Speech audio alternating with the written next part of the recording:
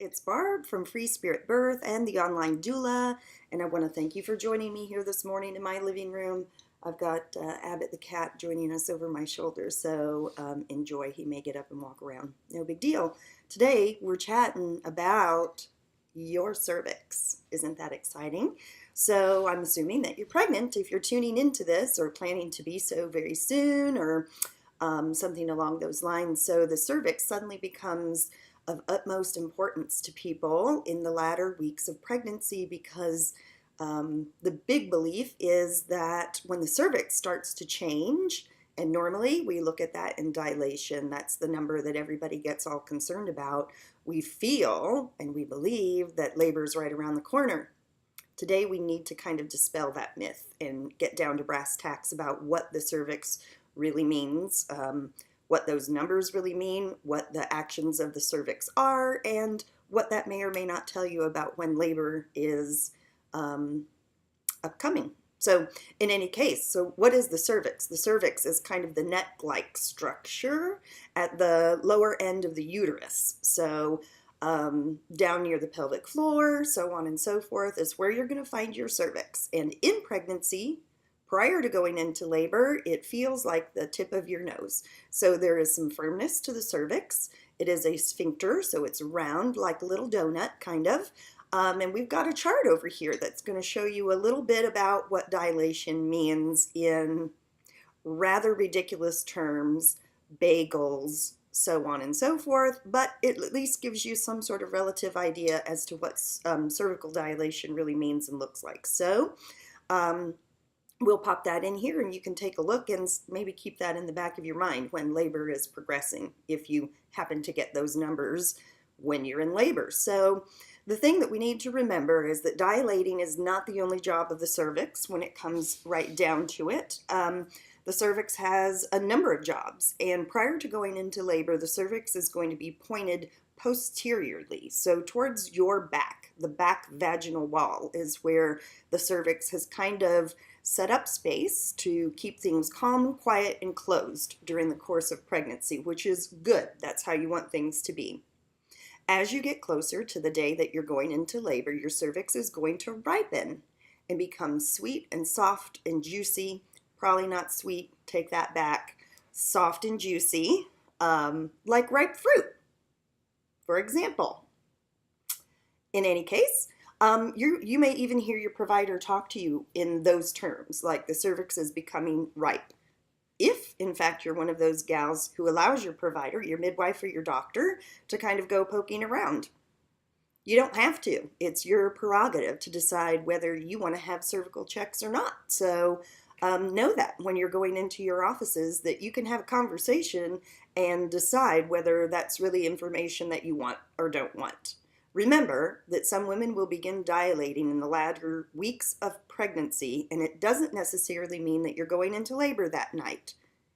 On the flip side of the coin, some women will go all the way to 40 weeks and not have much happen with their cervix and go into labor the same night, which is why we're presenting this video to you, because it's important for you to know that the biggest thing you can do if you're going to get this information about the cervix, about your cervix, is that you take it with a big grain of salt so that you don't get your hopes too high and your expectations set for anything in particular. It's just information, and it's information that you combine with a lot of other things. So in any case, we're looking for a cervix to move from that posterior position to more of an anterior position, or even just straight down, closer to straight down at the floor.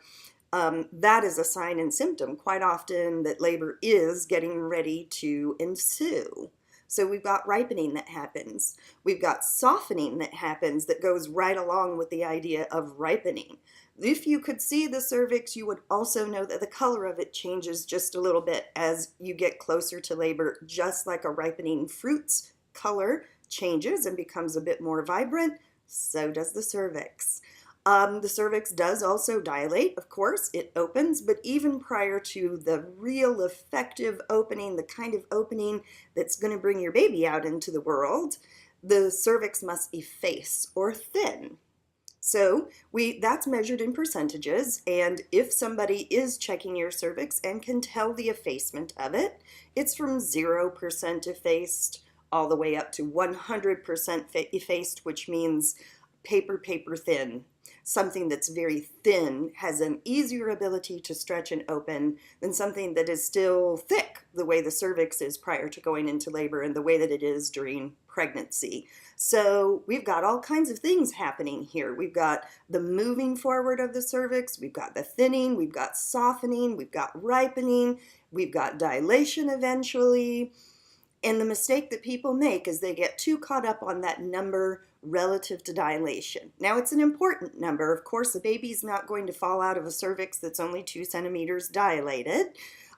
So there is, of course, some relativity, but again, it's not all the information. So you really have to put all of these things together, all of the steps that the cervix takes to get to a place to where it opens really well, need to happen prior to going into labor, prior to going into the part of labor that really is going to bring your babe out, okay? So you may have some contractions for sure, which is another relative component to when are you going into labor, when are you going to have this baby. The position of the baby is also very important. So sometimes women have a little bit of dilation, a little bit of effacement, and then a few days of on and off type contractions that are designed very specifically to continue thinning the cervix and pulling it forward, but also shift the baby into that just right position for your pelvis and his or her body. So that's a whole other video. Today we're just focusing on the cervix, and I'm giving you a little bit of information about how else the cervix works besides just opening and dilating, okay? So take all of this information, take none of this information if you like, but remember when you go in for those appointments in the latter weeks of pregnancy, a lot of this will change from week to week, of course, and you can decide whether you want to say, yes, please check this cervix. I need to know what's happening in there. My husband is going on an out-of-town business trip perhaps, and I don't want to be too surprised if something comes down the pike. Or you can forego the information altogether and simply wait until your baby and your body signal you that it's time to start paying attention. All right, so I want you to know that there's going to be a link here with the posting of this video, so that if you want to keep up with my blog, my newsletter, information, videos, and also be made aware when new products are available, like the online classes and so on and so forth, you can feel free to subscribe. Leave me your email address. Not going to spam you, don't worry about it, just my information. And I'll be sure to get you on my list so that you're always aware when more of these products come out and are available to you. So if you need something a little more personal, that's available as well. And remember again, I'm Barb at Free Spirit Birth and the Online Doula.